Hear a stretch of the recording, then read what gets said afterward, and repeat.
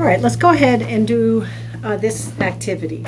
Right now, I want you to complete this activity where you're drawing a couple of different tree diagrams. I want you to do that. So pause the video and complete the tree diagram for these two cases, and then come back and watch the video to see if you did it in a similar way. Okay, so this is kind of a good thing to do to see if you understood what we did in 10.1, and then I'm going to use it to introduce what's happening in 10.2. Okay, so on question number 1, so you've done it already, and now you're coming back to watch the video. Okay, so on question number 1, they wanted us to draw a diagram showing the possible results when 3 fair coins are tossed. So when 1 is tossed, you're going to get heads or tails. I'm going to use H for heads and T for tails. All right, so when I toss the first coin, it could be either heads or tails.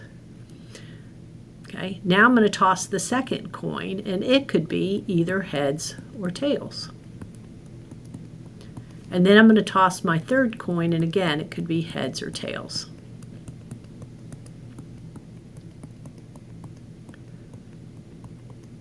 Okay. And then what I could do is use my tree diagram and run along those branches to get all my possibilities. So H, H, H, H, H, T, H, T, H, H, T, T. Then here I'd have T, H, H.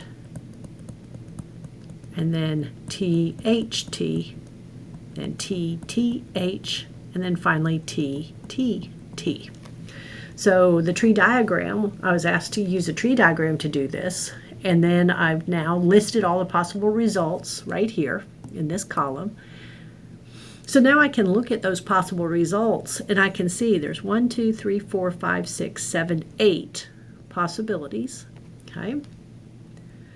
And then if they're actually listed and right there in front of me, if I'm asked a question like how many of these results have exactly 2 heads, I can literally just look for the ones that have where I see 2 heads.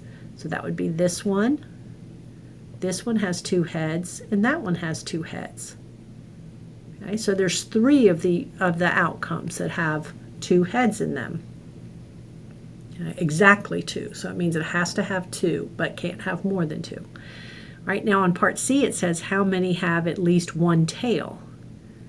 Okay, so then I'm looking for ones that have at least 1 tail. So at least 1 tail means you could have 1 tail, 2 tails, or 3. So this one, this one, this one, this one. If I see a tail anywhere, I can count it. So there's 7 of them that have at least 1 tail. Okay. Now, that's chapter 10, just wanting to know how many of something. But what it's going to do, it's going to help us later when the question might be, suppose I toss 3 fair coins. Okay. What's the chance that I'm going to wind up getting exactly 2 heads? Or what's the probability I'll get exactly 2 heads? Once we change it into a probability question, the probability of getting exactly 2 heads, so the probability of 2 heads later will be 3 out of 8. There's 8 possibilities and 3 of them have 2 heads in them. Okay, so we'll make that connection later. All right, so you've already done problem number 2, and now you're coming back just to check to see if you had the tree diagram done in an okay way. All right, this one is a coin being tossed 4 times, and it says no 2 consecutive tosses can both be heads. Okay, so let's see what happens there. So I could, first time, heads or tails. But consecutive is like adjacent. It's one right after the other. So I'm going to toss the coin a second time, but I'm not allowed to have H followed by H. That means after H, I can only have a T, but after a T, I could have an H or a T. Okay? Now I'm getting ready to do my third toss. So when I toss it the third time after a T, I can have an H or a T. After an H, I can only have a T, but after a T, I could have an H or a T. And I'm going to toss the coin one more time, so I can't have an H after an H, so I'm only going to get a T. Here I could have an H or a T. Here I could have an H or a T, but after an H, I can only have a T. And then on that last one, I could have an H or a T. So here I wind up with H, T, H, T. Okay, for this one, that's H, T, T, H. Then H, T, T, T. Then when I go down to the one that started with a T, I'm going to go through all those possibilities, and I'm looking at the branches to get it. T, H, T, H, then T, H, T, T. And then T, T, H, T. So that goes there, there, there. This one would have come from a T, T, T, H, and then T, T, T, T.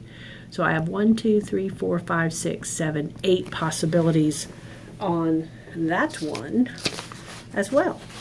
Okay? And all they wanted to do is for us to show the possible results on each of these. And so this would be actually showing the possible results.